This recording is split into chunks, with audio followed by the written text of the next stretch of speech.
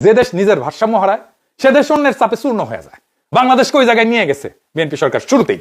আপনারা ভাবছেন বড় শক্তির সাথে গেলে নিরাপদ। আমি বলি বড় শক্তির কোলে গেলে প্রথমে আদর করবে, তারপরে শর্ত আসবে, তারপরে নিয়ন্ত্রণ আসবে। এটা ইতিহাস, সারা দুনিয়ার ইতিহাস।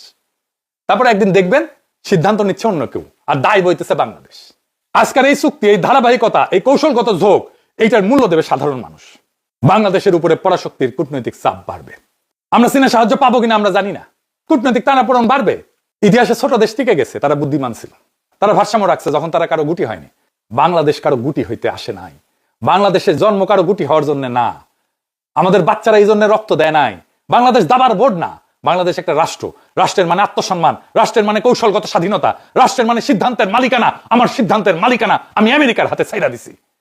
আজ যদি আমরা নিজেরাই সেই মালিকানা ছেড়ে দিই, তাহলে আগামী প্রজন্ম আমাদের দিকে তাকায় বলবে তোমরা বুঝে শুনে কেন আত্মসমর্পণ করছিলা।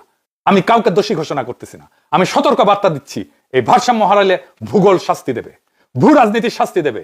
ভূ রাজনীতি কাউকে ছাড় দেয় না। আজকের এই সিদ্ধান্ত আগামী দশকের ভাগ্য লিখে দিচ্ছে। প্রশ্ন একটাই, বাংলাদেশকে মাথা উঁচু করে দাঁড়াবে নাকি কারো ছায় নিরাপত্তা খুঁজবে?